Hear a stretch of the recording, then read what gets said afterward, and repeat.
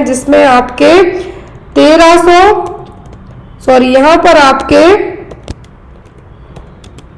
1300 question आपकी series से हो जाएंगे प्लस 1700 क्वेश्चन आपको पेपर से हो जाएंगे। अब आपके यहाँ पर कितने क्वेश्चन हो जाते हैं, सीधा सीधा आपके 3000 क्वेश्चन आप है जो सॉल्व कर सकते हैं। और इन 3000 क्वेश्चन का जो यदि आप ऑलरेडी 17 पेपर ले चुके हैं तो इसका आप लोग ऑलरेडी पेमेंट कर चुके हैं। 150 रुपीज में आपको अभी ये 17 पेपर अवेलेबल है। और जो भी लोग 13 सीरीज लेना चाहते हैं, मतलब 13 पेपर सीरीज लेना चाहते हैं, ओनली 99 रुपीज बस चार्ज रखा गया है, जो आप ले सकते हैं। चाहे आप रेलवे दे रहे हो, ग्रुप 5 दे रहे हो, CHO दे रहे हो, कोई सा भी एग्जाम दे रहे हो। साथ में जो भी बुक्स है, यदि CHO कंप्लीट गाइड आप डायरेक्ट ऑर्डर करते हैं तो यहाँ पर आपको डायरेक्ट ऑर्डर वालों को जो CHO बुक है ओनली 550 रुपीज में अवेलेबल है। यदि आप ANM बुक ऑर्डर करते हैं तो आपको ओनली 450 रुपीज में अवेलेबल है। और यदि आप RRB की बुक ऑर्डर करना चाहते हैं तो आप डायरेक्ट ऑर्डर में 299 रुपीज में बुक्स अवेलेबल है। जिस भी स्टडी मटेरियल के थ्रू आप पढ़ना चाहते हैं आप पढ़ सकते हैं। चलिए आज की क्लास को हम स्टार्ट करते हैं। और जो भी लोग डायरेक्ट ऑर्डर करना चाहते हैं, आपको मेरा ऑफिशियल व्हाट्सएप नंबर के थ्रू है जो ऑर्डर करना होगा। फ्लिपकार्ट के थ्रू बुक्स ऑर्डर करना चाहते हैं तो आप वहां से भी ऑर्डर कर सकते हैं। First bone that ossifies in fetal life. Ossifies का मतलब है यहाँ पर बनने वाली पहली बॉर्न। फीटल लाइफ में बनने वाली सबसे पहली बॉर्न कौन सी है? क्लेविकल, स्कैपुला, फीमर या फिर ऑल ऑफ दी अबव। आप लोग भी अपने आंसर मार्क कर सकते हैं, आपको 5 सेकंड का टाइम दिया जाएगा। तो पहली बॉर्न है, फर्स्ट बॉर्न है जो ऑसिफाइड होती है फीटल लाइफ में। सबसे पहले तो बनती है पूरी न्यूरल ट्यूब, लेकिन फर्स्ट बॉर्न की बात की जा रही है कि सबसे पहले कौन सी बॉर्न है जो ऑसिफाइड होगी, स्कैपुला, फीमर या फिर क्लेविकल। तो जनरली 3 बॉर्न का सबसे पहले ऑसिफिकेशन होता है, clavicle, mandible and membranes bone, जो स्कल की बोन्स होती हैं वो। लेकिन यदि आपको ऑप्शन में क्लेविकल की जगह मैंडिबल आए तो आप उसको मार्क कर सकते हैं, क्योंकि सबसे पहले 2 बोन्स हैं जो बनती हैं, फिर आफ्टर दैट जो स्कल की बोन्स है वो भी बनना स्टार्ट होती हैं। ऑसिफिकेशन का मतलब है बनना। तो जो फर्स्ट फीटल लाइफ में जो बोन बनेगी वो कहलाएगी क्लेविकल। इसको आप कॉलर बोन के नाम से भी जानते हैं। एस से बोन है। और जो फ्रैक्चर होता है, सबसे कॉमनली जो फ्रैक्चर भी देखने को मिलता है वो भी क्लेविकल बोन में ही होता है। और ह्यूमन बॉडी की एक ओनली ऐसी बोन है जो हॉरिजॉन्टल रहती है। हॉरिजॉन्टल मतलब ऐसे जो एक तरीके से हमें कहें कि आड़े, या क्योंकि सभी बोन्स क्या है स्ट्रेट फॉरवर्ड रहती हैं, डाउन साइड रहेंगी, लेकिन ये क्या है हॉरिजॉन्टल वे में रहेगी। ऐसी पहली बोन है जो हॉरिजॉन्टल रहती है, वो क्या है, वो है क्लेविकल। अब ये क्लेविकल जुड़ती कहाँ से? जो चेस्ट की स्टर्नम बोन है, स्टर्नम या फिर जिसको आप ब्रेस्ट बोन कहते हैं, एक साइड तो जुड़ेगी शोल्डर गाइडल ह्यूमरस के यहाँ पर, और दूसरा हिस्सा इसका कहाँ जुड़ता है? स्टर्नम के यहाँ पर। तो एक जॉइंट कहलाता है स्टर्नोक्लेविकल जॉइंट। तो जो स्कैपुला है, स्कैपुला भी आपकी अपर लिम्ब की बोन है, 2 बोन रहेंगी बैक साइड में, तो ये कहलाती है शोल्डर ब्लेड। क्या कहलाएंगे? कहलाती है शोल्डर ब्लेड। तो यहाँ पर स्कैपुला, क्लेविकल, क्लेविकल पूछे, एस से बोन है, ह्यूमन बॉडी में ओनली हॉरिजॉन्टल शेप में पाई जाने वाली मात्र यही बोन है। और ये 5 से 6 वीक में, 5 to 6 वीक की एज में, इंट्रायूट्राइन लाइफ में, जब 5 से 6 वीक का फीटस रहेगा उस टाइम पर क्या होती है? बनना स्टार्ट होती है, ऑसिफिकेशन होना इसका स्टार्ट होगा। पहली बोन है जो ऑसिफाइड होती है क्लेविकल, मैंडिबल और मेम्ब्रेनस बोन ऑफ स्कल, जो कि 5 वीक से लेके 12 वीक तक में बन के पूरी डेवलप हो जाती हैं। तो यहाँ पर आपका आंसर यदि पूछे कि पहली ऑसिफाइड बोन कौन सी है तो होगी क्लेविकल। क्लेविकल नहीं है यदि ऑप्शन में तो मैंडिबल रहे तो आप मैंडिबल को भी मार्क कर सकते हैं। नेक्स्ट है यहाँ पर A clinical symptom of Wasting syndrome in AIDS includes all. Wasting syndrome, AIDS में जो वास्टिंग सिंड्रोम है इसके सभी क्लिनिकल सिम्टम है किसी एक को छोड़कर। Involuntary weight loss, chronic diarrhoea, protein energy malnutrition, oesophageal candidiasis. क्या है जो यहाँ पर सिम्टम होंगे एड्स के? एड्स के सिम्टम है जो क्या होंगे? तो वास्टिक सिंड्रोम क्या होगा कि वेट लॉस होना। एड्स वाले मरीज में क्या होगा, HIV एड्स में वेट लॉस होगा। वास्टिंग सिंड्रोम का मतलब है कि पूरी बॉडी का 10% वेट है जो क्या हो जाना, लॉस हो जाना, सडनली 10% तक वेट लॉस होने और कहलाता है वास्टिंग सिंड्रोम। इसमें सडन इनवॉलेंट्री वेट लॉस होगा और वेट लॉस कैसे होगा, डायरिया के कारण हो सकता है। क्या है, डायरिया के कारण हो सकता है। फीवर लंबे टाइम तक रहेगा, 30 दिन तक कंटिन्यू फीवर रहता है तो भी आपको कोई, यदि इवन 15 दिन तक भी कंटिन्यू फीवर है तो भी आपको कोई डिसीज है जो फाइंड आउट डायग्नोस हो सकती है। 30 दिन तक यदि लंबा फीवर रहे, डायरिया हो, इनवॉलेंट्री वेट लॉस हो, तो यहाँ पर साथ ही साथ आपका वेट लॉस तो होगा ही, फैट और मसल्स में भी लॉस होगा, फैट प्रोटीन मसल सब कुछ लॉस होगा। PM की कंडीशन भी यहाँ पर डेवलप होगी। तो वास्टिंग सिंड्रोम का मतलब सडनली वेट लॉस होना। तो यहाँ पर आपका आंसर क्या होगा, option number A, involuntary weight loss, chronic diarrhea, protein energy, malnutrition. So here is the right answer is option number A. Wasting syndrome refers to unwanted weight loss of more than 10% of person's body weight. 10% से भी ज़्यादा body weight के वजन का loss होना, जो कि diarrhoea, weakness, fever के कारण हो सकता है। मान लीजिए यदि 150 पाउंड का मैन है, 150 पाउंड वेट है किसी पर्सन का, वेट लॉस 15 पाउंड और उससे ज़्यादा हो जाए तो इतने जल्दी वेट का लॉस होना क्या कहलाएगा, wasting syndrome. Next one is primary PPH occurs within hour of delivery. Primary postpartum haemorrhage है तो कितने घंटे के अंदर डिलीवरी के कंसीडर किया जाएगा, 6 से 24 या फिर 12 आवर। एक होता है प्राइमरी, दूसरा होता है सेकेंडरी PPH। सेकेंडरी में आफ्टर 24 आवर कंसीडर किया जाएगा, ब्लीडिंग होती है। जो अमाउंट है ब्लीडिंग का वो कितना होता है, 500 ml तक। कितना, यदि डिलीवरी के बाद 500 ml से ज़्यादा ब्लड लॉस होता है तो वो कंडीशन कहलाएगी पोस्टपार्टम हेमरेज। इंडिया में सबसे कॉमन जो मैटरनल डेथ का रीजन है वो क्या है, वो है हेमरेज और ब्लीडिंग। तो प्राइमरी में विद इन 24 आवर के, कितना, विद इन 24 घंटों के अंदर, डिलीवरी के विद इन 24 घंटों के अंदर यदि 500 ml से ज़्यादा ब्लड लॉस हो जाए तो कहलाएगा प्राइमरी पोस्टपार्टम हेमरेज। क्या होगा, प्राइमरी पोस्टपार्टम हेमरेज। और इसका एक मेन रीजन होता है, वो होता है एटोनिसिटी ऑफ द यूट्रस। क्या होगा, यूट्रस की जो टोन्स है उस टोन का एब्सेंट होना, वो क्या कहलाएगा, एटोनिसिटी ऑफ द यूट्रस। तो यहाँ पर आपका आंसर क्या होगा कि प्राइमरी PPH को कब कंसीडर किया जाएगा, जब 24 आवर में 500 ml से ज़्यादा ब्लड लॉस हो जाए तब कंसीडर किया जाएगा। जब blood loss more than 500 ml, 500 ml से ज्यादा ब्लड लॉस हो जाए तब कंसीडर क्या किया जाएगा, पोस्टपार्टम हेमरेज। अब प्राइमरी तो यदि डिलीवरी होने से लेके विद इन 24 घंटों के अंदर यदि हो जाती है 500 ml से ज्यादा ब्लीडिंग तो कहलाएगा PPH। आफ्टर 24 आवर तो वो कहलाएगा सेकेंडरी PPH। सबसे कॉमन PPH का रीजन क्या होता है, तो होता है एटोनिसिटी ऑफ द यूट्रस। क्या है, atonicity of the uterus. Next is excessive alcohol use while on warfarin therapy leads to. Excessive alcohol का यूज करते हैं जब आप वार्फरिन थेरेपी पर हैं तो यहाँ पर आपको क्वेश्चन देखें कि जब वार्फरिन थेरेपी ले रहे हैं लेकिन साथ में अल्कोहल भी ड्रिंक करते हैं क्या होगा, decreased anticoagulant effect, increased anticoagulation effect, increased vitamin K absorption.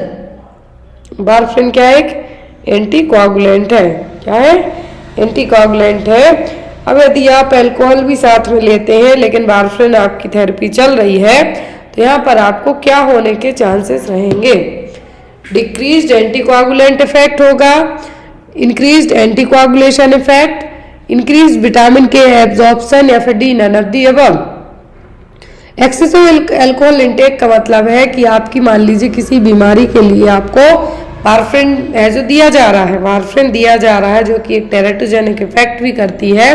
तो यदि वार्फरिन देते हैं आप तो साथ में यदि कोई शराब पी रहा है तो क्या होगा, यहाँ पर जो वार्फरिन थेरेपी दे रहे हैं आप, कोई शराब भी पी रहा है, ऐसे केस में एंटीकोगुलेशन इफेक्ट क्या होगा, बढ़ जाएगा। क्योंकि अल्कोहल भी है जो आपकी बॉडी में कुछ platelets body to make fewer platelet than normal. देखिए, alcohol can also cause your body to make fewer platelet than normal. Platelet cells हैं जो कि ब्लड क्लॉटिंग में हेल्प करेंगी। वारफिन क्या है, इंटरफेयर करेगा क्लॉटिंग प्रोसेस में। तो यदि आप शराब पीते हैं तो यहाँ पर मेजर ब्लीडिंग का कारण बन सकता है, क्योंकि वारफिन इस चांस को और बढ़ाने का काम करेगा। तो इसीलिए यहाँ पर आपका आंसर क्या होगा, increased anti coagulation effect. Clear है? मान लीजिए कोई शराब पी रहा है लेकिन उसकी वारफिन थेरेपी चल रही है, तो ऐसे केस में जो एंटी कोआगुलेशन इफेक्ट है वारफिन का, वो भी क्या होगा, बढ़ जाएगा। क्या होगा, बढ़ेगा जब ये इफेक्ट। तो यहाँ पर वारफिन के इफेक्ट पड़ने के कारण ब्लीडिंग के रिस्क है वो भी बढ़ जाएंगे। Next one, maternal mortality ratio expressed as. Maternal mortality rate है, सॉरी रेशियो है, किस टर्म में एक्सप्रेस किया जाएगा? ऑप्शन में है पर 1 लाख बर्थ, पर 10,000 बर्थ, पर 1,000 बर्थ या फिर पर 1,000 पॉपुलेशन। मैटरनल मोर्टेलिटी का डिनोमिनेटर हमेशा एग्जाम में आता है, किस टर्म में यूज किया जाता है? सभी 1000 में यूज किए जाते हैं, चाहे IMR हो, लेकिन MMR में मैटरनल मोर्टेलिटी रेशियो में जो डिनोमिनेटर है वो होता है 1 लाख। कितना? 1 लाख बर्थ। ये देखिए, maternal mortality ratio is the number of women who die during pregnancy and child birth per 1 lakh live birth, per 1 lakh live birth. अब यहाँ पर प्रेगनेंसी कंसीव करने से लेकर डिलीवरी होने के 42वें दिन तक यदि डेथ हो जाए माँ की, तो वो क्या कहलाएगा? वो कहलाएगा मैटरनल मोर्टेलिटी रेट। अब यहाँ पर जो डिनोमिनेटर है वो कितना है, वो 1 lakh per birth. The fourth dimension of health according to WHO, world health organisation के अकॉर्डिंग चौथे नंबर का हेल्थ डायमेंशन कौन सा है? ऑप्शन दिए गए हैं यहाँ पर। आपको हेल्थ डिटर्मिनेंट डायमेंशन में से एक क्वेश्चन आता ही आता है, चाहे ANM का पेपर दें आप या NHM या फिर CHO, कोई सा भी एग्जाम दें। तो फोर्थ डायमेंशन कौन सा है? Physical, mental dimension, social dimension या फिर स्पिरिचुअल डायमेंशन। चौथे नंबर का डायमेंशन कौन सा है? तो जो फोर्थ डायमेंशन है वो है यहाँ पर आपका स्पिरिचुअल डायमेंशन। कौन सा? Spiritual dimension. टोटल 5 डायमेंशन होते हैं, first physical, mental, emotional, spiritual and last one is the social. तो यहाँ पर जो हेल्थ डायमेंशन है, ये डायमेंशन एक से दूसरे को अफेक्ट करते हैं। हेल्थ की डेफिनेशन क्या है WHO के according? Health as state of physical, mental and social wellbeing in which any disease and infirmity are absent. तो यहाँ पर क्या WHO के अकॉर्डिंग हेल्थ की डेफिनेशन है। तो इसमें जो 5 डायमेंशन है जिसमें से चौथे नंबर का पूछा गया है तो वो स्पिरिचुअल डायमेंशन है। 5वां पूछते तो वो था social dimension. First physical, mental, emotional, spiritual and last is the social dimension. एक डायमेंशन दूसरे डायमेंशन को डायरेक्टली है जो क्या करेगा, अफेक्ट करने का काम भी करेगा। Next is a couple with 1 child has been trying without success for several years to have another child. The following terms would describe the situation. एक कपल है, एक चाइल्ड उनका ऑलरेडी है, लेकिन वो कई सालों से कोशिश कर रहे हैं कि उनको दूसरा बच्चा भी हो जाए, लेकिन क्या हो रहे हैं, अनेबल हो रहे हैं, नहीं हो पा रहा है। तो ये क्या है? Primary infertility, secondary infertility, sterility या फिर इरिवर्सिबल इनफर्टिलिटी। तो यहाँ पर क्या है कि एक बच्चा हो गया है तो लेकिन अब दूसरे के लिए ट्राई कर रहा है तो हो नहीं रहा है, तो स्टेरिलिटी तो है नहीं क्योंकि एक ऑलरेडी हो गया है, और ना ये प्राइमरी होगा क्योंकि एक बच्चा ऑलरेडी है, दूसरे के लिए कोशिश कर रहे हैं तो ये कहलाएगी सेकेंडरी इनफर्टिलिटी। प्राइमरी का मतलब होता है कि एक भी बच्चा कंसीव ना हो पाता, लेकिन यहाँ पर एक बच्चा ऑलरेडी कंसीव हो गया है, दूसरा बच्चा चाहिए है, 1 साल से बिना किसी कॉन्ट्रासेप्टिव के क्या कर रहे हैं, प्रेगनेंसी कंसीव करने की कोशिश कर रहे हैं लेकिन नहीं हो पा रहा है, तो क्या है, वो सेकेंडरी इनफर्टिलिटी। स्टेरिलिटी का मतलब ये कि inability to achieve a pregnancy, कई सालों तक कोशिश करने के बाद एक भी बच्चा ना होना, तो क्या है, वो कहलाएगा स्टेरिलिटी। लेकिन एक बार बच्चा हो गया है, या फिर इनफर्टिलिटी का मतलब ये भी हो सकता है कंसीव कर जाए लेकिन बच्चा ना हो पाए, वुमेन प्रेग्नेंट हो जाए लेकिन बेबी को जो लाइव बेबी उसको बॉर्न ना कर पाए। तो यहाँ पर आपका आंसर क्या होगा, इट्स अ सेकेंडरी इनफर्टिलिटी, क्योंकि वन चाइल्ड ऑलरेडी है, दूसरे के लिए कोशिश की जा रही है, तो ये क्या कहलाएगा, कहलाएगा secondary infertility. Next is red cross society was founded by, red cross society है जो कब इसकी स्थापना हुई थी, हेनरी फोर्ड के द्वारा, हेनरी डोनाल्ड, हेनरी ब्राउनी या फिर नन ऑफ द अबव। एक क्वेश्चन आता है रेड क्रॉस सोसाइटी, तो रेड क्रॉस सोसाइटी को कई बार नोबेल प्राइज भी मिल चुका है, 3 से 4 बार लगातार जो प्राइज मिला है वो रेड क्रॉस सोसाइटी को ही मिला है। तो इसकी स्थापना की थी किसने, हेनरी डोनाल्ड ने 1920 में। किसने, हेनरी डोनाल्ड ने 1920 में इसकी स्थापना की थी, रेड क्रॉस सोसाइटी।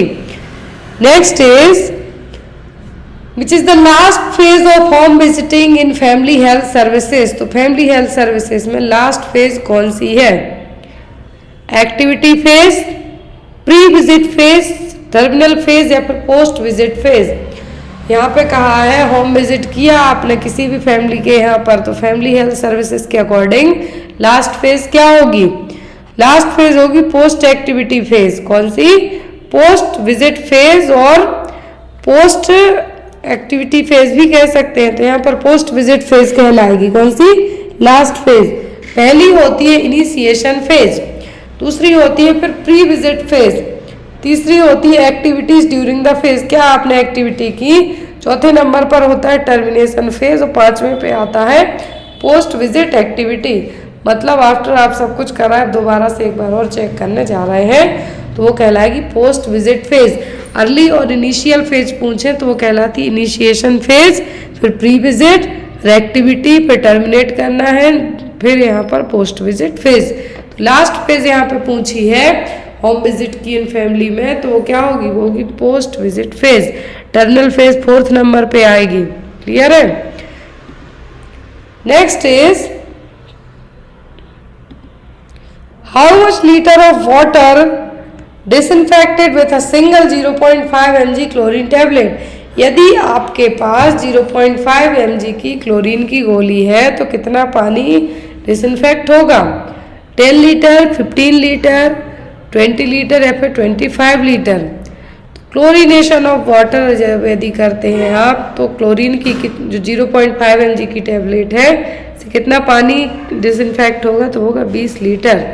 कितना, 20 लीटर पानी डिसइंफेक्ट होगा। तो प्रोसेस है, प्रोसेस क्या कहलाएगी, क्लोरीनेशन ऑफ वाटर। और क्लोरीनेशन ऑफ वाटर को चेक करने के लिए जो टेस्ट होगा वो कहलाता है ऑर्थोट्यूलिडीन टेस्ट। क्या है, ऑर्थोट्यूलिडीन टेस्ट किया जाएगा क्लोरीनेशन ऑफ वाटर में क्लोरीन की मात्रा कितनी है उसके लिए। और जो प्रोसेस है यहाँ पर क्लोरीन की टेबलेट मिक्स कर रहे हैं पानी में वो कहलाएगी chlorination of water. Next is measures taken to stop the progress of disease is called which kind of prevention। तो मेजर्स लिए जा रहे हैं मतलब जो भी स्टेप कदम उठाए जा रहे हैं कि डिसीज की प्रोग्रेस को क्या करना है, स्टॉप करना है। डिसीज हो गई, पता चल गया, उसकी प्रोग्रेस को क्या करना है, मैनेज करना है। तो यहाँ पर कौन सा प्रिवेंशन होगा, प्राइमरी, सेकेंडरी, टर्सरी या फिर none of the above. Primary में डिसीज को आप क्या करते, होने के पहले की फेज है जिसमें इम्यूनाइजेशन, हेल्थ एजुकेशन के थ्रू क्या कर सकते, होने से बचा ही सकते हैं। सेकेंडरी में हो गई है डिसीज, डायग्नोस हो गई लेकिन कॉम्प्लिकेशन को रोकना है तो होगा सेकेंडरी। टर्सरी में क्या होगा, ट्रीटमेंट हो गया, ट्रीटमेंट हो गया, जो भी इंजरी है या फिर जो भी डिसीज है वो सब ठीक हो गई लेकिन दोबारा से वापस से फंक्शनिंग में लाना क्या कहलाएगा, टर्सरी। प्रिवेंशन और कॉम्प्लिकेशन को प्रिवेंट करना। तो यहाँ पर कहा है कि डिसीज की प्रोग्रेस को स्टॉप करना, मतलब पता चल गया कि डिसीज हुई है तो ये प्राइमरी नहीं है, ये कहलाएगा secondary level of prevention. Following albendazole therapy nurse need to educate the parents to observe stool form.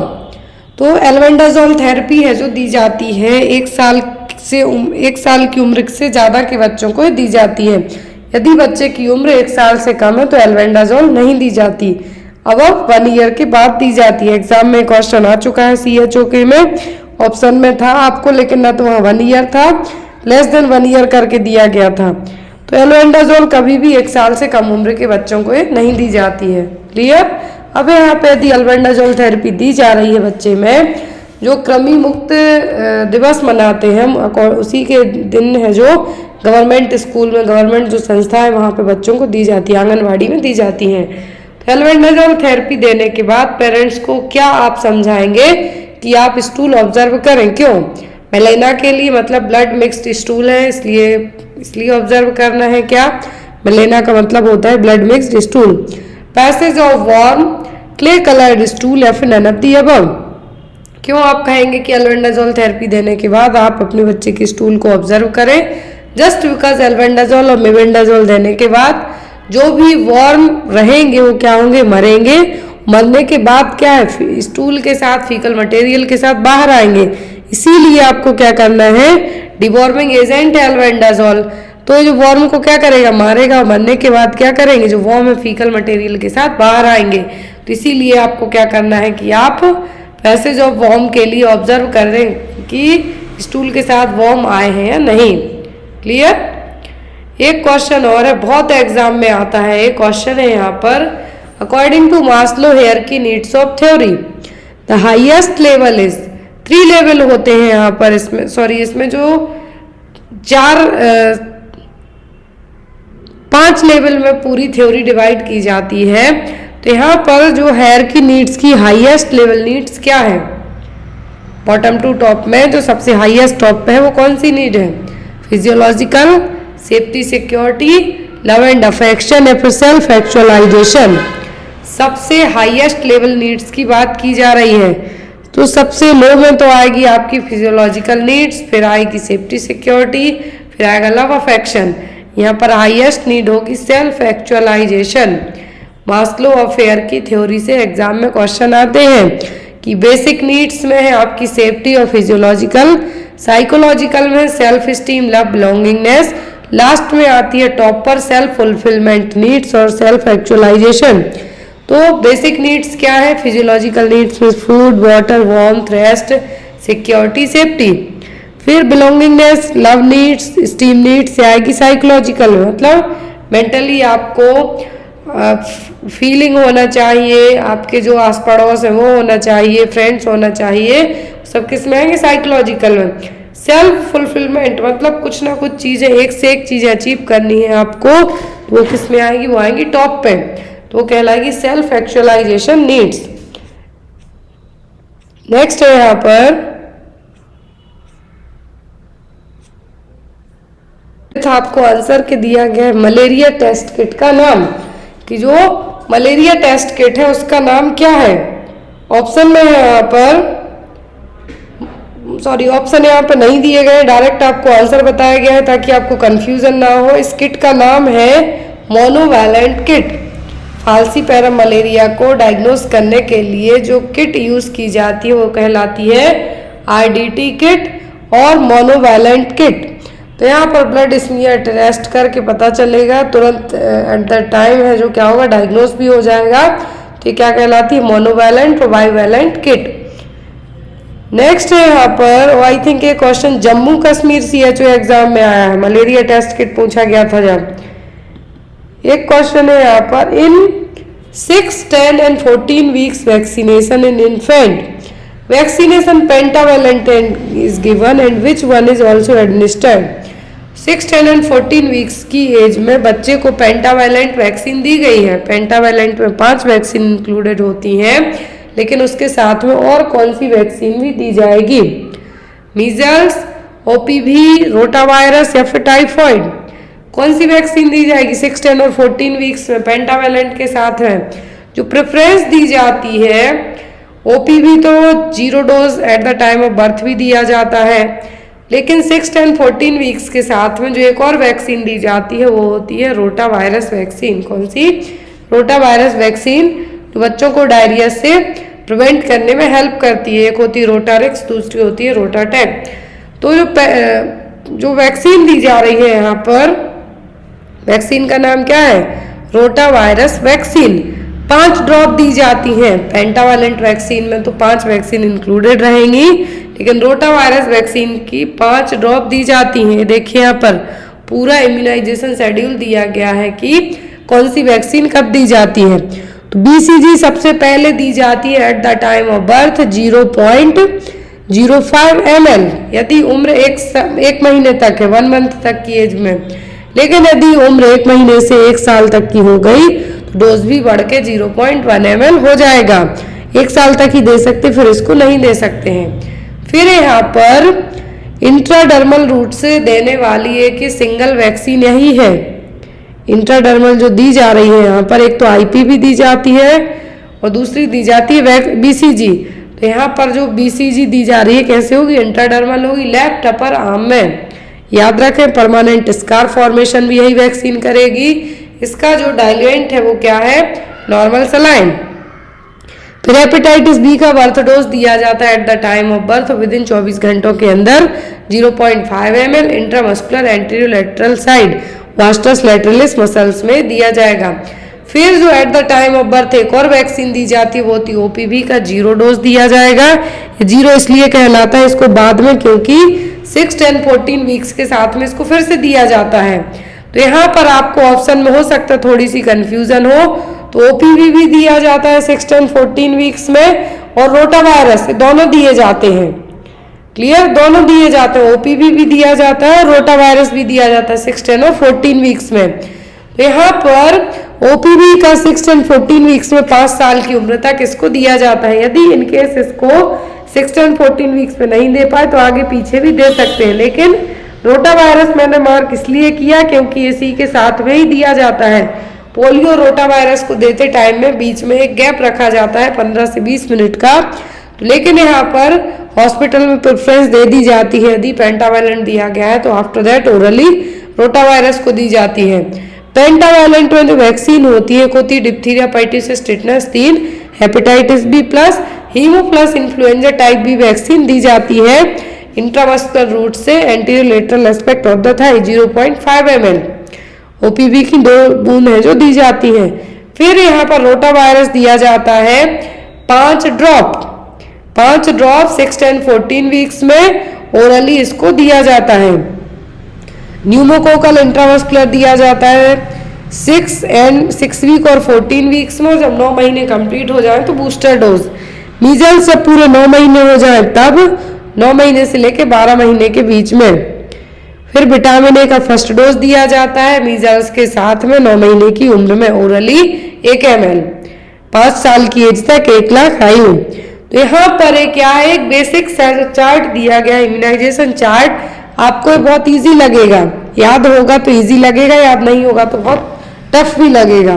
तो यहाँ पर जिसको भी ये याद नहीं है प्लीज याद कर लें, क्योंकि आपके लिए तो एग्जाम में आता ही आता है, चाहे आप कोई सा भी एग्जाम दे रहे हो। का है 1 साल के बच्चे में पर डे है जो यहाँ पर अकॉर्डिंग टू वेट के कहा है, पर केजी वेट के हिसाब से कितनी कैलोरी की जरूरत पड़ेगी। तो पर केजी की बात करें तो पर केजी के हिसाब से 100 किलो कैलोरी पर केजी है जो कैलोरी की जरूरत पड़ेगी। कितना, 100 कैलोरी। यदि बच्चे का वजन 1 साल के बच्चे का वजन 10 किलोग्राम है तो उसको कितनी कैलोरी की जरूरत पड़ेगी, 1000 किलो कैलोरी की। लेकिन यहाँ पर केजी बॉडी वेट के हिसाब से कहा है तो कितना, 100 किलो कैलोरी पर किलोग्राम, 100 किलो कैलोरी पर किलोग्राम बॉडी वेट के हिसाब से जरूरत पड़ेगी। तो यहाँ पर आपका आंसर क्या होगा, 100 kilo calorie per KG. Calculated energy requirement for 1 year child is 100 kilo calorie per KG. So total calorie intake will be approximately 1000 kilo calorie per day. तो 1 साल के बच्चे में पूछते हैं तो कितना, 1000 kilo calorie per day. In case आपको एग्जाम में बच्चे का वेट दिया जाए और पूछा जाए कितनी कैलोरी की जरूरत पड़ेगी इस बच्चे को, तो यहाँ पर वेट के हिसाब से आप कैलकुलेट कर सकते हैं कि 1 किलोग्राम के हिसाब से 100 किलो कैलोरी की जरूरत पड़ेगी। तो यहाँ पर यदि बच्चे का वजन 10 किलो है, 11 किलो है, तो उसके अकॉर्डिंग आप कैलोरी कैलकुलेट करके बता सकते हैं। Next one, if a baby born at CSC in immunisation which vaccine should be administered first. यदि कम्युनिटी हेल्थ सेंटर में एक बेबी डिलीवर हुआ है तो कौन सी वैक्सीन आप उसको सबसे पहले देंगे, DPT, MMR, BCG या फिर इन्फ्लुएंजा। वैक्सीन सभी दी जाती हैं, लेकिन at the time of birth only 3 vaccine दी जाती हैं, BCG, oral polio vaccine and hepatitis B vaccine. According to option के हम जाएंगे तो आपकी जो वैक्सीन दी जाएगी वो क्या होगी, BCG वैक्सीन। अब BCG वैक्सीन है किस रूट से दी जाती है, कहाँ पे दी जाती है, तो सब चीज़ें हम देखेंगे। तो BCG वैक्सीन इंट्राडर्मली दी जाती है, ओनली एक ही ऐसी वैक्सीन है जो इंट्राडर्मल रूट से दी जाती है, लेफ्ट अपर आर्म में। BCG वैक्सीन का जो डोज होता है eight the time of birth दिया जाता है 0.05 ml। इन केस बच्चे को eight the time of birth हम BCG वैक्सीन नहीं दे पाए हैं तो उसको जो BCG का हम डोज देंगे 4 वीक का, यदि बच्चे की एज 4 वीक से ज़्यादा की हो गई या फिर 1 महीने से ज़्यादा की हो गई, तो 1 महीने से ज़्यादा की एज से लेकर 1 ईयर तक की एज तक बच्चे को जो BCG वैक्सीन का डोज दिया जाएगा वो होगा 0.1 ml। कितना, 0.1 ml डोज है जो फिर दिया जाएगा।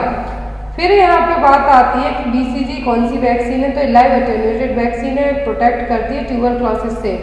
इसका डाइल्यूशन पूछा जाता है तो नॉर्मल सलाइन इसको डाइल्यूट किया जाता है, स्टोरेज टेम्परेचर होता है 2 to 8 डिग्री सेंटीग्रेड।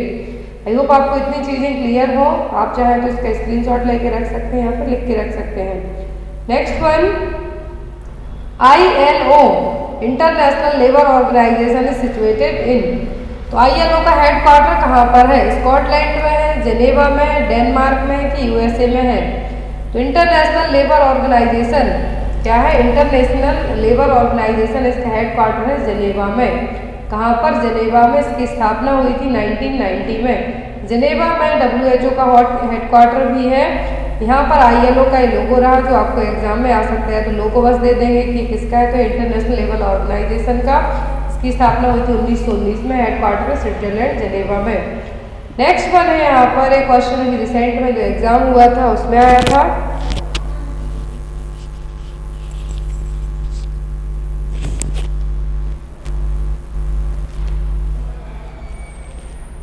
और 3Ds diarrhoea, dementia, dermatitis are the symptom of which deficiency disorder.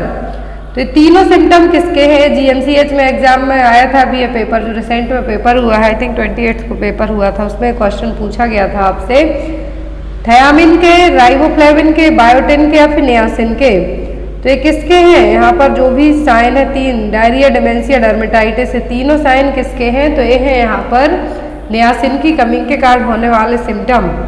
Niacin की कमी के कारण होने वाले सभी सिम्टम है। पेलाग्रा, जो पेलाग्रा डिसीज होती है उसके तीनों सिम्टम है, डायरिया, डिमेंशिया, डर्मेटाइटिस, और ये किसकी कमी से होंगे, नियासिन की कमी से। नेक्स्ट वन है यहाँ पर, which is the best test to detect iron deficiency in a client. यदि किसी मरीज में आयरन की कमी है, आयरन की डेफिशिएंसी है, तो कौन सी टेस्ट से हम क्लियर करेंगे कि उसको आयरन की कमी है, फेरस सल्फेट से, सीरम फेरेटिन से, सीरम आयरन से या फिर हीमोग्लोबिन से। कौन सा टेस्ट है जो क्लियर कट बताएगा कि पर्सन को आयरन की कमी है, तो वो होगा यहाँ पर सीरम फेरेटिन। क्या होगा, सीरम फेरेटिन टेस्ट किया जाएगा जिससे कंफर्म होगा कि पर्सन को क्या आयरन की कमी है। आयरन की कमी से मेनली क्या होता है, anaemia. Next one, tryptophan is present in all except.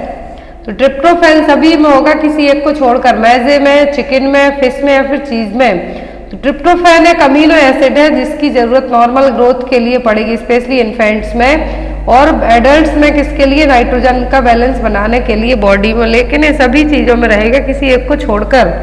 तो एक इसमें नहीं रहेगा, नहीं रहेगा मैजे में। किसमें, मैजे में ट्रिप्टोफैन नहीं रहेगा, बाकी सभी में रहेगा। ओवर मैजे खाने से कौन सी डिसीज होती है, कहते हैं मैजे, और ट्रिप्टोफैन है जो मैजे में, जो कॉर्न है उसमें नहीं रहेगा, बाकी चिकन में होगा, फिश में होगा, चीज में होगा। आपको आज की क्लास का क्वेश्चन है कि जो मैजे हैं, ओवर मैजे खाने से कौन सी डिसीज होती है। बहुत सारी डिसीज होती है जिसमें मैजे और कॉर्न को क्या कहा जाता है, अवॉइड करने को कहा जाता है। तो आपको आज की क्लास का क्वेश्चन है कि कौन सी डिसीज है जो मैजे और मक्का जो भुट्टा है उसके खाने से होती है। तो यहाँ पर जो ट्रिप्टोफैन है सब में प्रेजेंट होगा, किस में नहीं होगा, तो वो नहीं होगा किसमें, मैजे में। तो ट्रिप्टोफैन एक अमीनो एसिड है, न्यूबॉर्न जो इन्फेंट्स हैं उनके लिए ग्रोथ डेवलपमेंट के लिए, और जो एडल्ट्स उनमें नाइट्रोजन का बैलेंस बनाने के लिए हेल्पफुल रहता है। पर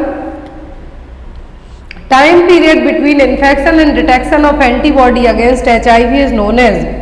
तो टाइम पीरियड आपको बताना है, क्या है, टाइम पीरियड बताना है जब आपकी बॉडी में इन्फेक्शन हो जाए, इन्फेक्शन होने से लेके एंटीबॉडी डिटेक्ट होने तक का टाइम पीरियड HIV का क्या कहलाएगा? Window acute infection, active HIV, window period या फिर क्रॉनिक इन्फेक्शन क्या कहलाएगा? जिसमें आपको बताना है कि इन्फेक्शन होने से लेके बॉडी एंटीबॉडी डिटेक्ट होने के बीच का जो ड्यूरेशन है वो क्या कहलाएगा?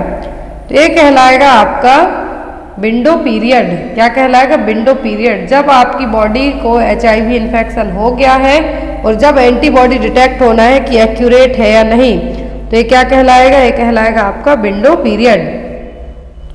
नेक्स्ट वन है यहाँ पर pap smear is an example of. तो पेप स्मीयर किस टाइप का एग्जाम्पल है? प्राइमरी प्रिवेंशन का, सेकेंडरी का, टर्सरी का या फिर नन ऑफ द अबव। तो पेप स्मीयर किसके लिए किया जाता है? सर्वाइकल कैंसर को डायग्नोस करने के लिए। किसके लिए? सर्वाइकल कैंसर को डायग्नोस करने के लिए।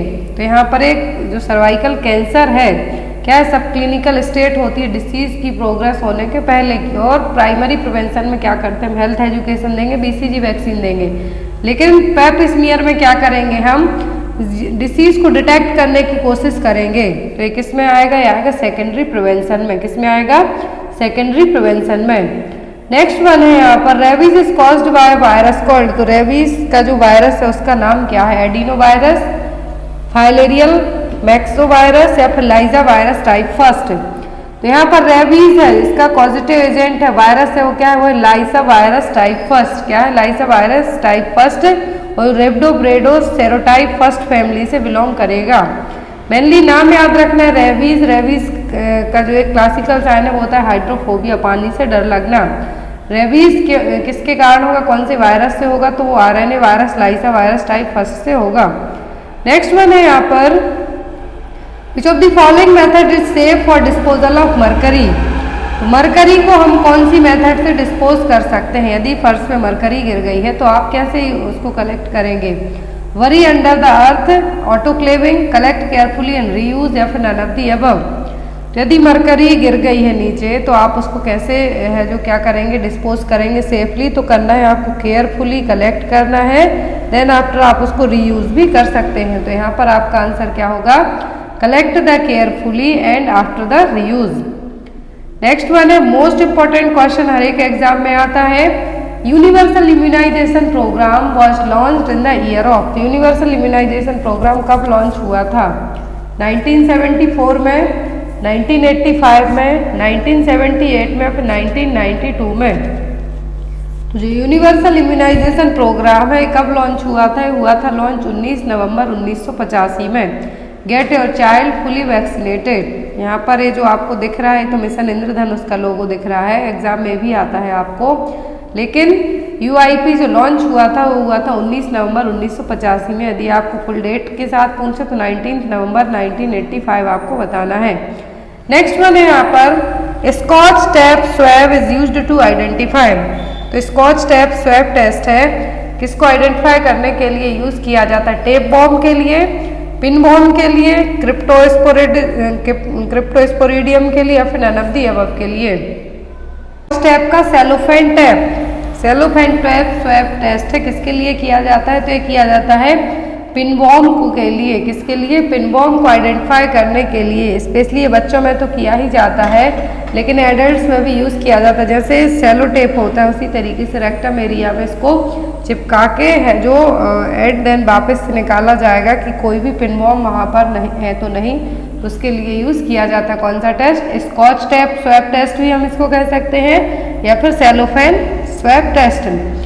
नेक्स्ट वन है यहाँ पर Monday fever is also known as. तो मंडे फीवर का दूसरा नाम क्या है? बैगोसिस, बायसिनोसिस, COPD या फिर एस्टोसिस। तो मंडे फीवर का दूसरा नाम है बायसिनोसिस। क्या है? बायसिनोसिस एक रेयर लंग डिसीज है जो कि हेमफ्लेक्स या फिर कॉटन फाइबर डस्ट के कारण होगा, आपको याद रखना है। और ये ऑक्यूपेशनल अस्थमा का कॉज भी बनेगा या फिर बायसिनोसिस को मंडे फीवर कहेंगे। और जितनी भी जो कॉटन पार्टिकल्स कॉटन डस्ट के कारण होगा तो ये कहलाएगा byssinosis. Next and most important question, rabies free zone in India. तो इंडिया का रेबीज फ्री जोन कौन सा है? मतलब वहाँ पर एक भी रेबीज के केस नहीं आते हैं। अरुणाचल प्रदेश, लक्षद्वीप, तमिलनाडु या फिर कर्नाटका।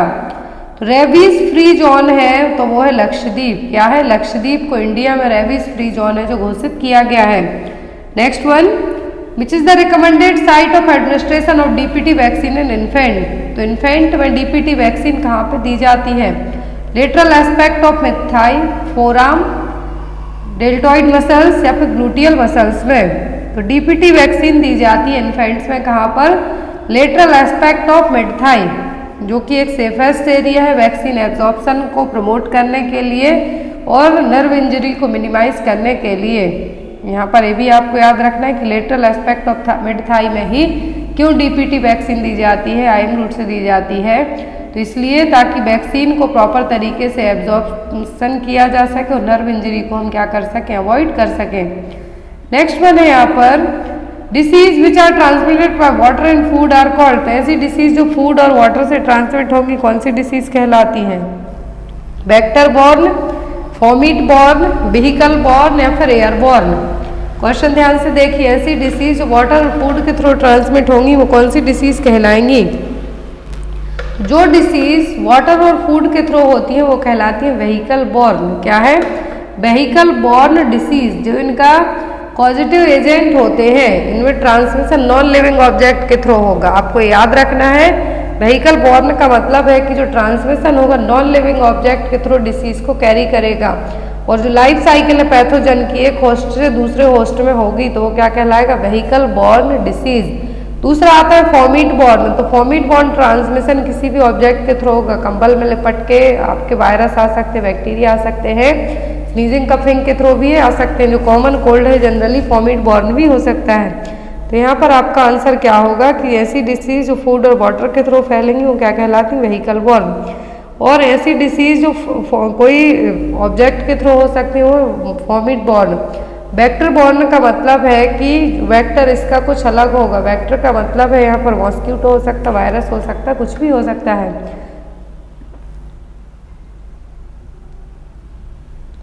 नेक्स्ट है यहाँ पर, और जो वेक्टर बॉर्न डिसीज है ये ह्यूमन और अदर एनिमल के थ्रू होंगी। ब्लड फीडिंग एंथ्रोपॉइड हो गए, वही मैंने आपको बताया, मॉस्किटो हो गए, टिक फ्लीज हो गए, डेंगू फीवर हो गया, मलेरिया हो गए, सभी क्या वेक्टर बॉर्न डिसीज हैं। एयरबॉर्न में जो पार्टिकल्स स्नीजिंग कफिंग के थ्रू स्पेशली होंगे वो आ जाएंगे। नेक्स्ट है यहाँ पर, which of the following day celebrated as world environment day. Exam में क्वेश्चन आता है वर्ल्ड एनवायरनमेंट डे हम कब मनाते हैं? जून 5 को, जुलाई 5 को, जनवरी 5 को या फिर मई 5 को। तो वर्ल्ड एनवायरनमेंट डे हम हर साल सेलिब्रेट करते हैं जून 5 को। कब करते हैं? जून 5 को। अर्लीएस की बात की गई है, मतलब as earliest 7th week. After the 8th week से प्लेसेंटा भी बनाना स्टार्ट कर देता है। लेकिन 50% एस्ट्रोजन मैटरनल सर्कुलेशन में फ्लो होगा। तो एस्ट्रोजन और प्रोजेस्टेरोन दोनों को बनाता कौन है? ओवरी बनाती है। लेकिन यदि आफ्टर दैट पूछते हैं आपसे क्या है? एज अर्ली एज मतलब शुरुआत की 7वें वीक तक की प्रेगनेंसी में, तो ये बनाएगी क्या? ओवरी। क्या बनाएगी यहाँ पे? ओवरी।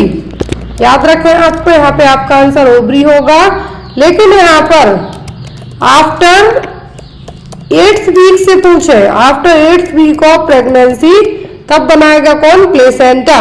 याद रखें आप, नॉर्मल कंटिन्यूएशन और प्रेगनेंसी के लिए प्रोजेस्टेरोन और एस्ट्रोजन बहुत, स्पेशली प्रोजेस्टेरोन तो बहुत ज्यादा इंपॉर्टेंट है। लेकिन शुरुआती टाइम में हार्मोन्स बनाती है कौन? ओवरी। क्या बनाएगी? ओवरी बनाएगी।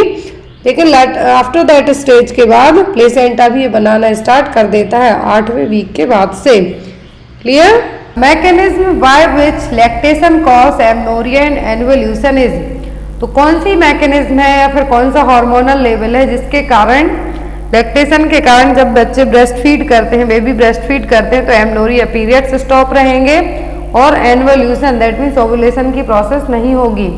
ऑप्शन में increase prolactin level, LH surge, increase GnRH secretion या फिर हाइपर एस्ट्रोजेनिक स्टेट। तो सबको पता है कि जो प्रोलैक्टिन है और ऑक्सीटोसिन है, दो हार्मोन हेल्प करते हैं मिल्क इजेक्शन और प्रोडक्शन में। मिल्क प्रोडक्शन में कौन हेल्प करता है? प्रोलैक्टिन, इजेक्शन में ऑक्सीटोसिन। तो यहाँ पर कहा है कि कौन सी मैकेनिज्म होगी जिसके कारण लैक्टेशन, जो ब्रेस्ट फीडिंग मदर्स होती हैं उनमें amenorrhoea that means periods time पर नहीं आएंगे, रेगुलर होंगे या फिर स्टॉप रहेंगे, और एन्वोल्यूशन, तो जो एन्वोल्यूशन की प्रोसेस है वो भी नहीं होगी। तो यहाँ पर वो क्या है, वो है प्रोलैक्टिन लेवल का बढ़ना। क्या है, इंक्रीज द प्रोलैक्टिन लेवल। यहाँ पर अब एक इमेज दी हुई है जिससे आप इसको इजीली समझ सकते हैं। तो प्रोलैक्टिन लेवल बढ़ेगा जब बच्चे ब्रेस्ट फीड करते हैं। तो प्रोलैक्टिन लेवल बढ़ने के कारण क्या होगा, एमनोरिया रहेगा और एनवल्यूशन मतलब ओव्यूलेशन की प्रोसेस नहीं होगी, एग का फॉर्मेशन नहीं होगा। तो elevated prolactin level and reduction of gonadotropin releasing hormone from the hypothalamus during lactation process suppress देगा। क्या होगा, प्रोलैक्टिन का लेवल बढ़ रहा है और गोनाडोट्रोपिन रिलीजिंग हार्मोन का लेवल क्या हो रहा है, कम हो रहा है हाइपोथैलेमस में, जिसके कारण क्या होगा, लैक्टेशन क्या करेगा, ओव्यूलेशन को सप्रेस करेगा। और इसी टाइम पर ल्यूटिनाइजिंग हार्मोन का जो रिलीज है वो भी कम होगा, जिससे फॉलिकुलर मैच्योरेशन को इनहिबिट और स्टॉप किया जाएगा। तो जनरली जो ओव्यूलेशन है और जो एमनोरिया है लैक्टेटिंग मदर में जनरली 6 मंथ तक होता है। एक रेंज रखी जाती है नर्सिंग मदर में 6 मंथ तक, लेकिन ये डिफर करता है अलग अलग फीमेल पर। तो यहाँ पर आपका हार्मोनल लेवल पर ये चीज़ें बहुत ज़्यादा डिपेंड करेंगी। तो लैक्टेशनल मेथड में मेन रीजन है इसका एमनोरिया और एनवल्यूशन का, वो क्या है, प्रोलैक्टिन लेवल का बढ़ना। Next one is the protective mechanism against thrombus during early weeks of postpartum is. तो कौन सी प्रोटेक्टिव मैकेनिज्म है जिसके कारण हम आफ्टर डिलीवरी पोस्टपार्टम पीरियड में अर्ली वीक में थ्रोम्बस फॉर्मेशन को रोक सकते हैं। Persistent of hyper coagulable state in the first 48 hour, the increase in fibrinolytic activity after delivery, the increase in platelet adhesiveness between 4 and 10 postpartum day, and increase in platelet count in the first 48 hour postpartum। Question है कि protective mechanism क्या है जो PPH mother होंगी, postpartum mother होंगी early week में, उनमें thrombus clot formation को हम रोक सकते हैं। वो गए यहाँ पर increase the फाइब्रिनोलाइटिक activity after the delivery. इसका मतलब है कि आफ्टर द डिलीवरी आपको थोड़ा बहुत वॉक करना है, जिसके कारण हम फाइब्रिन डिपॉजिट को क्या कर सकते हैं, कम कर सकते हैं, अनवांटेड फाइब्रिन डिपॉजिट को, और जो क्लॉट का फॉर्मेशन है उसको भी रोक सकते हैं थ्रोम्बस फॉर्मेशन के लिए। तो यहाँ पर आप क्या करेंगे, the increase in फाइब्रिनोलाइटिक activity after the delivery. Next one is immediately after delivery the lower uterine segment. तो डिलीवरी के तुरंत बाद जो लोअर यूट्राइन सेगमेंट है वो कैसा होगा, becomes firm and elastic, progressively unfold from above downward, hypertrophies and elongates, becomes a thin flabby and collapse structure. तो यहाँ पर after delivery lower uterine segment कैसा होगा, तो आफ्टर डिलीवरी के बाद लोअर यूट्राइन सेगमेंट होगा कैसा, थिन होगा, फ्लैबी होगा और कैसा होगा, कोलैप्स स्ट्रक्चर में होगा। तो यहाँ पर यूट्रस क्या करता है, जब बेबी डिलीवर हो जाता है उसके बाद यूट्रस क्या करना स्टार्ट करता है, सब इन्वोल्यूशन की प्रोसेस होती है, जिसमें जो रिप्रोडक्टिव ऑर्गन है मेनली क्या होते हैं, रिवर्ट बैक होते हैं अपनी नॉन प्रेग्नेंट स्टेज में। तो इस टाइम पर बेबी डिलीवर होने के बाद यूट्रस का शेप कैसा होगा, thin flabby and collapse structure, क्योंकि जो यूट्रस है क्या होगी, बहुत फास्ट तरीके से कॉन्ट्रैक्शन आएंगे और श्रिंक होगी, सिकुड़ना स्टार्ट करेगी आफ्टर द चाइल्ड बर्थ। तो यहाँ पर जो बेली है इमीडिएटली श्रिंक डाउन नहीं होगी, धीरे धीरे होगी। आपको लगता है कि बेबी बाहर आया, आपका पेट तुरंत है जो क्या हो जाएगा, छोटा। जो पेट है आपका, जो एब्डोमेन है वो साइज कम होगी, लेकिन ओनली बेबी और प्लेसेंटा का वेट और जो एमनियोटिक फ्लूइड है उसके कारण, लेकिन बेली है आपका वो तुरंत श्रिंक डाउन नहीं होगा, इसमें आपको थोड़ा टाइम लगेगा। तो यहाँ पर इसीलिए टाइम पीरियड होता है वापस रिवर्ट होने, वो क्या कहलाता है, postpartum period. Next one is a health assessment reveal that a woman after an abortion has infection spread to her parametrium, fallopian tubes and ovary, which of the following documentation of this finding made by a nurse will be considered correct। तो अब यहाँ पर आपसे grade पूछा है, यदि किसी women ने घर पर ही अपना अबॉर्शन कर लिया, हॉस्पिटल में किया, लेकिन आफ्टर द अबॉर्शन उसको इन्फेक्शन स्प्रेड आउट हुआ पैरामेट्रियम में, फैलोपियन ट्यूब में और ओवरीज में, तो इनमें से सही पॉइंट कौन सा होगा, क्या डॉक्यूमेंटेशन आप बनाएंगे। ऑप्शन में grade first septic abortion, grade second septic abortion, grade third septic abortion या फिर ग्रेड सिक्स्थ सेप्टिक अबॉर्शन। तो जब इन्फेक्शन स्प्रेड आउट हो रहा है पैरामेट्रियम फैलोपियन ट्यूब और ओवरी में, तो कौन सा ग्रेड होगा? Grade second septic abortion. यदि यही अबॉर्शन जब अबॉर्शन है जो इन्फेक्टिव अबॉर्शन है, सेप्टिक अबॉर्शन है, तो ग्रेड फर्स्ट कंसीडर किया जाता जब ओनली यूट्रस को ही ये अफेक्ट करता। सेकेंड ग्रेड में क्या होगा? ये जो यूट्रस है, पैरामेट्रियम लेयर है, ट्यूब है, ओवरी है, पेल्विक पेरिटोनियम, इसको अफेक्ट करता है, इन्फेक्शन स्प्रेड आउट होगा तो सेकंड में आएगा। थर्ड ग्रेड में generally peritonitis, endotoxic shock, jaundice, acute renal failure, other organ को भी ये क्या कर लेगा? स्प्रेड आउट होगा जो इन्फेक्शन, वो क्या कहलाएगा? Grade third. यदि फर्स्ट पूछें तो direct only uterus, localised only to uterus. Second में जो अदर रिप्रोडक्टिव ऑर्गन है उनको अफेक्ट करेगा। थर्ड में अदर देन रिप्रोडक्टिव ऑर्गन को अफेक्ट करता है, तो क्या है? Grade third. Next one is which of the following term is used for defining the relationship of a reference point on the presenting part two the various quadrant of the pelvis. तो यहाँ पर कौन सा term use किया जाएगा? कौन सा term use किया जाएगा जो कि रेफरेंस पॉइंट होगा प्रेजेंटिंग पार्ट से लेके पेल्विस के क्वाड्रेंट तक के लिए? प्रेजेंटेशन, पोजीशन, एटीट्यूड या फिर लाई? क्या पार्ट होगा जो पेल्विस क्वाड्रेंट से लेके बेबी का जो प्रेजेंटिंग पार्ट होगा उसके बीच के रिलेशन को हम क्या कहेंगे? वो कहलाएगा प्रेजेंटेशन। ये देखिए यहाँ पर क्या कहलाएगा? प्रेजेंटेशन। जो नॉर्मल प्रेजेंटेशन होता है वो कैसा होता है? Cephalic presentation, vertex presentation.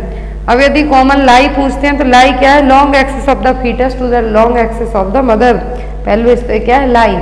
Generally तीन टाइप की होती है, लॉन्गिट्यूडनल जो कि नॉर्मल है, फिर होती है ट्रांसवर्स जिसमें मल्टी पैराइटी, प्लेसेंटल प्रीवियर, हाइड्रोमनियस और यूट्राइन एनोमलीज में दे होगा। ऑब्लिक में बेबी कैसा होगा? सीधा। जो ऑब्लिक लाई होगी उसमें बेबी या तो लॉन्गिट्यूडनल हो सकता है फिर ट्रांसवर्स हो सकता है। तो यहाँ पर हम चेक कैसे कर सकते हैं? तो अल्ट्रासोनोग्राफी और एक्सरे की टेक्निक से हम क्या कर सकते हैं? फाइंड आउट कर सकते हैं फीटल लाई। यदि कॉमन प्रेजेंटेशन पोजीशन पूछे तो वर्टेक्स एंड सेफेलिक, और यदि आपसे कॉमन लाई पूछे तो क्या है? Longitudinal lie. Next one is continuation of pregnancy beyond 2 weeks, total 42 weeks of EDD is known as. यदि आपको एस्टिमेटेड डेट ऑफ डिलीवरी दी हुई है, नेगल्स रूल के अकॉर्डिंग ईडीडी जनरली दी जाती है, तो उसके अकॉर्डिंग 2 वीक ज़्यादा हो गए हैं आपकी प्रेगनेंसी को, तो क्या टर्म यूज़ किया जाएगा? प्रीटर्म, पोस्टर्म, प्रेसिपिटेट या फिर स्मॉल फॉर डेट? तो यहाँ पर जो प्रेगनेंसी 2 वीक और ज़्यादा हो गए हों, 42 वीक से भी ज़्यादा की हो गई हो, तो वो क्या कहलाएगी? वो कहलाएगी पोस्ट टर्म प्रेगनेंसी। क्या कहलाएगी? Post term pregnancy. Full term pregnancy generally 9 month और 38 वीक की, जनरली इसको 37 वीक है जो कंसीडर किया जाता है। और जो ईडीडी है, एक्सपेक्टेड डेट ऑफ डिलीवरी, इसको नेगल्स फार्मूला से इजीली कैलकुलेट किया जाता है। यदि ड्यूरेशन पूछते हैं नॉर्मल प्रेगनेंसी का तो 280 दिन, और यदि वीक्स में पूछें तो 40 वीक्स, और यदि ये एक्सटेंड होता है तो क्या है? Post term pregnancy. Before 37 week के होता है तो प्री टर्म प्रेगनेंसी। और यहाँ पर आपके लिए फिर आता है बेबी का वेट, तो वेट पर डिपेंड करेगा। LBW है कि very low birth weight babies हैं, तो यहाँ पर नॉर्मल प्रेगनेंसी 280 दिन की होगी। यदि इससे ज़्यादा जाती है तब भी हम इसको पोस्ट टर्म प्रेगनेंसी कंसीडर करेंगे। नेक्स्ट यहाँ पर जो टॉपिक है पोस्ट टर्म प्रेगनेंसी के साइन, यदि एग्जाम में आता है कि 42 वीक से ज़्यादा की प्रेग्नेंट मदर है, बेबी डिलीवर होगा तो क्या साइन होंगे? बर्निक सेजोसा नहीं होगा, पूरा एमनियोटिक फ्लूइड में ही झट जाएगा। प्लेसेंटल कैल्सिफिकेशन देखने को नहीं मिलेगा। स्केंटी सेफ्रॉन कलर्ड मेकोनियम होगा और ओलिगोहाइड्रोमनियोस होगा, क्योंकि बेबी क्या हो गया? पोस्टम। ओवरग्रोन नेल्स, नेल्स आपको बड़े हुए देखने को मिलेंगे। Wrinkled skin of newborn, skin fold thickness देखने को नहीं मिलेंगे ज़्यादा। तो यहाँ पर आपका जो आंसर था वो क्या आया था? पोस्ट टर्म प्रेगनेंसी, जब प्रेगनेंसी 42 वीक से ज़्यादा की हो जाती है। प्रेसिपिटेट लेबर जब कंसीडर किया जाता है चाइल्ड बर्थ के टाइम पर, इसको हम रैपिड लेबर भी कहेंगे, जो कि फर्स्ट और second stage less than 2 hour की हो जाती है। तो यहाँ पर आपका जो आंसर आएगा, यदि प्रेसिपिटेट पूछें तो इसमें 4 स्टेज होती हैं। तो फर्स्ट और second stage less than 2 hour की हो जाती है, तो हम इसको क्या कहेंगे? Precipitate labour. पर in which stage of labour episiotomy is performed, तो एपिजियोटॉमी और पेरिनियोटॉमी किस स्टेज में की जाती है? तो जब बेबी का हेड क्या हो, क्राउनिंग हो जाए, उस टाइम पर क्या किया जाता है? एपिजियोटॉमी की जाती है। तो कौन सी स्टेज होगी? First, second, third, fourth. तो जो स्टेज होगी वो कौन सी होगी? होगी सेकेंड स्टेज ऑफ लेबर, जिस टाइम पर एपिजियोटॉमी और पेरिनियोटॉमी की जाती है। जनरली एक कट लगाया जाता है आपका वेजाइना और एनस के बीच में। Next one is all of the sign and symptom of PPH except postpartum haemorrhage के सभी साइन है किसी एक को छोड़कर। Decreased BP, increased heart rate, uncontrolled bleeding, सभी साइन है किसी एक को छोड़कर। तो जो पीपीएच की सिचुएशन है इसमें आपका ब्लड प्रेशर नहीं बढ़ेगा बल्कि क्या होगा? कम होगा। जब blood loss more than 500 ml से भी 500 ml से भी ज़्यादा हो जाएगा तब उसको क्या कहेंगे? प्राइमरी पीपीएच, और वो भी विद इन 24 आवर में। लेकिन जब यदि प्लेसेंटल एक्सपल्सन के बाद से लेके 24 आवर से 6 वीक तक की डिलीवरी जो पोस्टपार्टम हेमरेज होगा उसको हम क्या कहेंगे? Secondary PPH. Normal delivery vaginal में क्या माना जाता है? 500 ml से ज़्यादा, और जो सिजेरियन सेक्शन होते हैं उनमें 1000 ml से ज़्यादा। यहाँ पर यदि कॉज आते हैं एग्जाम में तो uterine atony, laceration and inversion of uterus से क्या है? कॉज है। मोस्ट कॉमन कॉज होता है यूट्राइन अटोनी। अब 4 टी याद रखना है, tone, tissue, trauma, thrombin. Tone का मतलब है यूट्राइन अटोनिसिटी, टिश्यू का मतलब रिटेंड प्लेसेंटा जो कि मोस्ट कॉमन कॉज है सेकेंडरी पीपीएच के लिए। प्राइमरी के लिए पूछे तो यूट्राइन अटोनिसिटी और सेकेंडरी के लिए पूछे तो रिटेंड प्लेसेंटा। फिर आता है ट्रॉमा, तो ट्रॉमा कुछ भी trauma, genital tract, inverted uterus, कुछ भी ट्रॉमा हो सकता है। लास्ट है थ्रोम्बिन, तो डीआईवीसी और कोआगुलोपैथी जो कि क्या है? मोस्ट कॉमन रीजन है किसके लिए? पीपीएच के लिए। तो यहाँ पर आपका आंसर क्या होगा कि इंक्रीज्ड द ब्लड प्रेशर, क्योंकि जो पीपीएच की सिचुएशन है इसमें ब्लड प्रेशर कभी भी नहीं बढ़ेगा। नेक्स्ट है यहाँ पर पीपीएच का ट्रीटमेंट, तो ऑक्सीटोसिन दिया जाएगा, आईवी दिया जाएगा, मिथार्जिन, बायमैनुअल मसाज की जाएगी यूट्रस की। Next one is if a woman has got not begun to menstruate till 16 year of age, it's known as. तो यदि कोई फीमेल 16 साल की एज तक उसके मेंस्ट्रुएशन एक भी बार कभी बार नहीं आए तो उसको हम क्या कहेंगे? Primary amenorrhoea, secondary amenorrhoea, dysmenorrhoea, फिर पॉलीमेनोरेजिया। कोई वुमेन यदि 16 साल तक की एज हो गई है और उसके अभी तक पीरियड्स नहीं आए हैं, मेंस्ट्रुएशन नहीं हुआ है, तो हम उसको क्या कहेंगे? Primary amenorrhoea. क्या कहेंगे? Primary amenorrhoea. और जब यदि मेंस्ट्रुएशन क्या हो जाए? 6 मंथ के लिए एब्सेंट हो जाए, जो रेगुलर साइकिल किसी की मान लीजिए जनवरी से जून तक कंटिन्यू मेंस्ट्रुएशन साइकिल आई, लेकिन जून से क्या हो गई? डिस्टर्ब हो गई, 1 महीने आई, 2 महीने नहीं आई, फिर से आ जाती है, तो उसको क्या कहेंगे? Secondary amenorrhoea. यहाँ पर कुछ टर्मिनोलॉजी है जी मेंस्ट्रुअल डिसऑर्डर को लेके। ओलिगोमेनोरिया दैट मीन्स जो इंटरवल है जनरली 5 डेज का होता है, यदि ये 30 डेज का होता है, 28 डेज का, अलग अलग फीमेल्स की अलग अलग मेंस्ट्रुएशन साइकिल होती है। तो ओलिगोमेनोरिया को तब कंसीडर किया जाएगा जब जो इंटरवल एवरी 28 डेज में मंथली साइकिल है वो कितना आए? 35 डेज से ज़्यादा में आए। पॉली में लेस देन 21 डेज में। मेट्रोरेजिया में बहुत ज़्यादा जो रेगुलर इंटरवल है उसमें बहुत ज़्यादा ब्लीडिंग होना। तो यहाँ पर क्या है? टर्मिनोलॉजी है जो आपको एग्जाम में आ सकती हैं। नेक्स्ट है यहाँ पर when uterine contraction occurring after 20 week of gestational and before 37 completed week of gestation, it's known as। यदि कॉन्ट्रैक्शन है, यूट्राइन कॉन्ट्रैक्शन 20 वीक की प्रेगनेंसी के बाद, जेस्टेशनल पीरियड के बाद, लेकिन 37 कंप्लीटेड वीक के पहले आते हैं, तो हम उसको क्या कहेंगे? Preterm labour, precipitate labour, postterm pregnancy या फिर नन ऑफ द अबव। क्या टर्मिनोलॉजी यूज़ की जाएगी कि प्रेगनेंसी कितनी है? 20 वीक का जेस्टेशनल पीरियड है लेकिन 37 वीक कंप्लीट नहीं हुए हैं, तो टर्मिनोलॉजी यूज होगी, वो क्या कहलाएगी? Preterm labour. क्या कहलाएगी? Preterm labour. 37 complete week नहीं हुए हैं, 20 वीक के बाद है, 23 वीक के बाद है, बट बिफोर 37 कंप्लीटेड वीक, तो क्या कहलाएगा? Pre term labour. Pre term labour term pregnancy कब कहलाती है? जब 39 से 40 वीक का बेबी हो। अर्ली टर्म 37 टू 39 वीक्स। लेट प्री टर्म होंगे जो बेबीज 34 से लेस देन 37 वीक के पहले ही डिलीवर हो गए हों। वेरी प्रीटर्म जो कि 28 से 32 वीक के पहले हो गए हों, जो 28 वीक के पहले ही डिलीवर हो गए उनको क्या कहते हैं हम? Extremely pre birth babies. Next one is which kind of medication is use to postpone preterm labour. कौन सी मेडिसिन देके हम जो प्रीटर्म लेबर, जो डिलीवरी 37 वीक के पहले ही यदि लेबर पेन होने लगता है या लेबर पेन आते हैं, तो हम प्रीटर्म लेबर को क्या कर सकते हैं? पोस्टपोन कर सकते हैं, थोड़ा सा डिले कर सकते हैं। तो कौन सी मेडिसिन होगी? ऑप्शन में टोकोलाइटिक, ऑक्सीटोसिन, बोथ एंड बी, या फिर नन ऑफ द अबव। तो जो पोस्टपोन प्रीटर्म लेबर को हम करेंगे वो कौन सी मेडिसिन होंगे?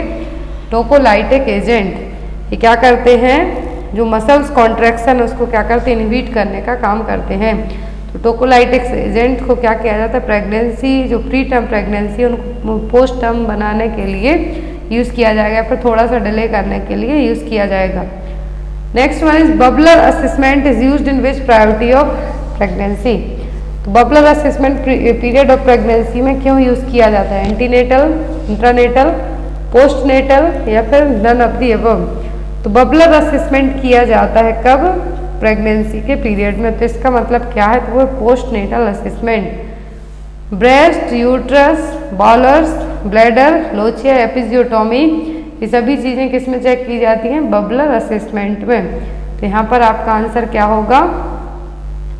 पोस्टनेटल प्रेगनेंसी में, after the delivery postmortem period में ब्रेस्ट चेक किए जाएंगे, यूट्रस, बॉवल्स, ब्लैडर, लोचिया और एपिजियोटोमी उसी सेक्शन हुआ है तो वो चेक है जो किया जाएगा, जिसको हम क्या कहते हैं? बबलर असेसमेंट, जो कि किसके लिए हेल्पफुल है? पोस्टटर्म प्रेगनेंसी के लिए, सॉरी पोस्टनेटल पीरियड के लिए। Next one is delay cord clamping is contraindicated in. तो डिले कॉर्ड क्लैंपिंग किस केस में कॉन्ट्राइंडिकेट रहेगी? ऑप्शन में baby born to anaemic mother, RH incompatibility, baby birth weight more than 2.8 kg। तो जो यहाँ पर क्लैंपिंग है, डिले कॉर्ड क्लैंपिंग है, इसके क्या कॉन्ट्रा इंडिकेशन होंगे? तो होगा RH इनकम्पैटिबिलिटी, यदि हमने as soon as possible RH incompatibility या फिर कॉर्ड को कट नहीं किया, डिले किया, क्या होने के चांसेस होंगे? RH इनकम्पैटिबिलिटी, क्योंकि जो मदर की एंटीबॉडी है वो फीटस में ट्रांसफ़र हो जाएंगी। तो उसको प्रिवेंट करने के लिए क्या किया जाता है?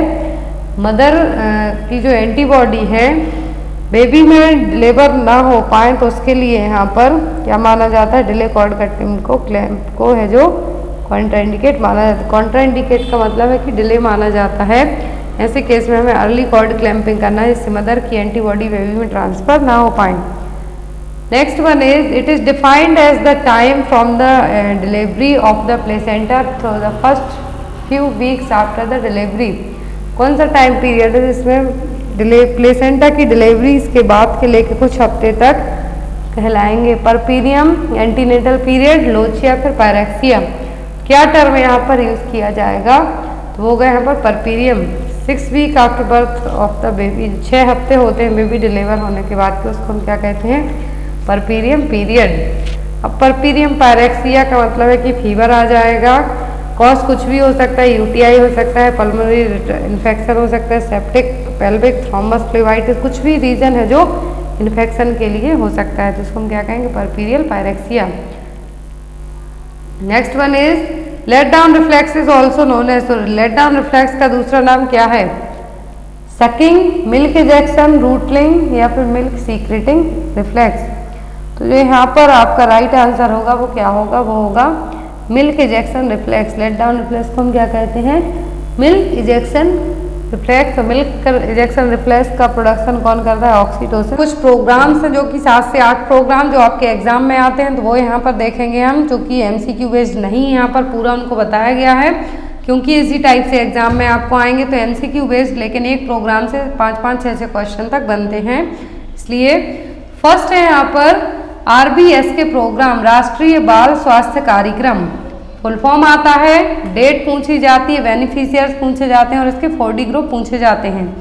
फर्स्ट है यहाँ पर राष्ट्रीय बाल स्वास्थ्य कार्यक्रम, जो कि गवर्नमेंट ऑफ इंडिया ने ministry of health and family welfare ने 2013 में फरवरी 2013 में लॉन्च किया था।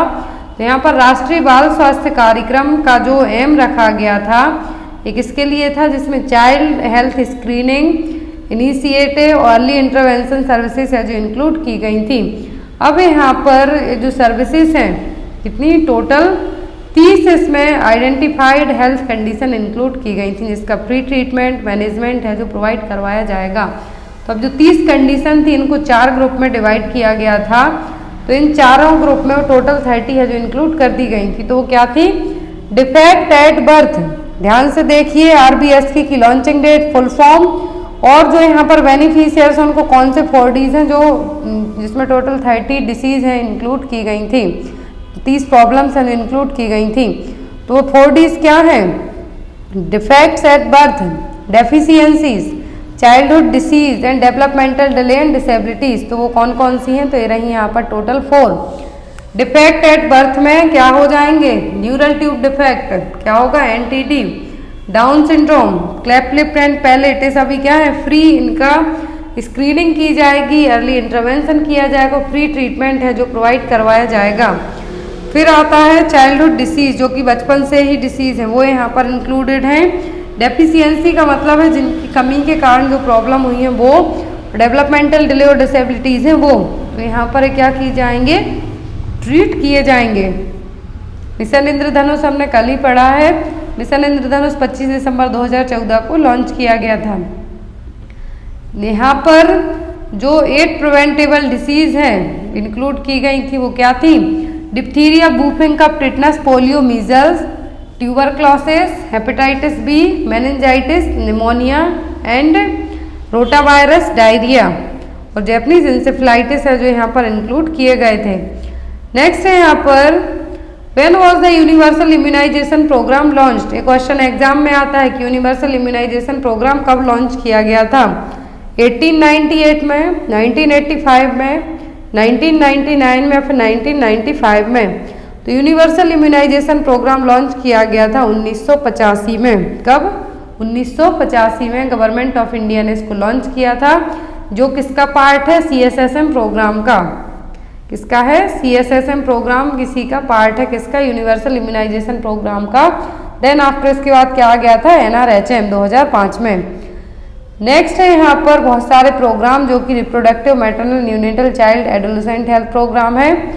तो यहाँ पर स्क्रीनशॉट ले लीजिए आप इन प्रोग्राम्स का, जो कि हम एक एक करके है जो अपकमिंग क्लासेस में भी पढ़ लेंगे यदि जो छूट जाते हैं कुछ। फर्स्ट है JSS के कार्यक्रम, एग्जाम में आता है जननी शिशु सुरक्षा कार्यक्रम, राष्ट्रीय किशोर स्वास्थ्य कार्यक्रम, राष्ट्रीय बाल स्वास्थ्य कार्यक्रम, यूनिवर्सल इम्यूनाइजेशन प्रोग्राम, मिशन इंद्रधनुष का इंटेंसिफाइड और 2.0 पढ़ चुके हैं हम।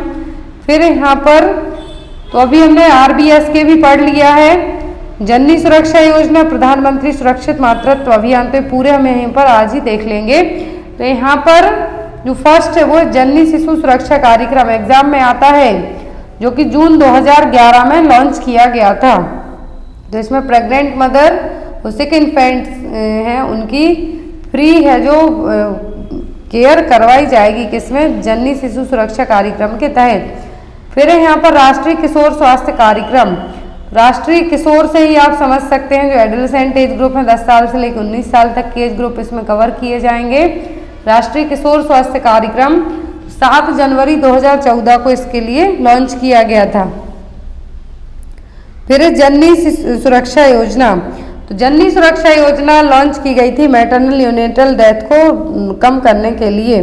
तो 12 अप्रैल 2005 को आई थी। इसका एम था इंस्टीट्यूशनल डिलीवरीज को बढ़ावा देना, जिससे मैटरनल मॉर्टेलिटी और इन्फेंट मॉर्टेलिटी रेट को कम कर सकें। लोगो याद रखें आप, फर्स्ट ये जो लोगो है किसका? जननी सुरक्षा योजना, जननी शिशु सुरक्षा कार्यक्रम, इसमें मैटरनल के साथ साथ न्यूनेटल डेथ पर भी फोकस किया गया था। तो जून 2011 में आई थी। नेक्स्ट है यहाँ पर प्रधानमंत्री सुरक्षित मातृत्व अभियान, तो ये जो PMSMA लॉन्च किया गया था 2016 में, इसमें क्या किया गया था? क्वेश्चन एग्जाम में आता है प्रधानमंत्री सुरक्षित मातृत्व अभियान कब लॉन्च हुआ था? 2016 में। तो यहाँ पर महीने की हर 9 तारीख को, मंथ की हर 9 तारीख को है जो ANC विजिट करवाई जाएगी। ANC क्लिनिक है जो फिक्स्ड डे कौन था? महीने की 9 तारीख, एंटीनेटल चेकअप के लिए। Next national programme for family planning, तो फैमिली प्लानिंग प्रोग्राम आया था 1952 में। नेक्स्ट है मिशन परिवार विकास, तो मिशन परिवार विकास लॉन्च किया गया था 2016 में। जो भी 146 हाई फर्टिलिटी डिस्ट्रिक्ट थे इंडिया के, तो वहाँ पर ये लाया गया था। तो इनका एम रखा गया था कि 2025 तक जो फर्टिलिटी रेट है उसको हमें 2.1 तक लेके आना है। क्या करना है, फर्टिलिटी रेट को हमें कम करना है। एम रखा गया था कि कॉन्ट्रासेप्टिव के थ्रू, डिलीवरी असिस्टेड सर्विसेज के थ्रू या फिर कमोडिटी के थ्रू हम क्या करें, जो जनता बढ़ रही है उसको कम करने की कोशिश करें। तो इसके लिए प्रोग्राम को लाया गया था।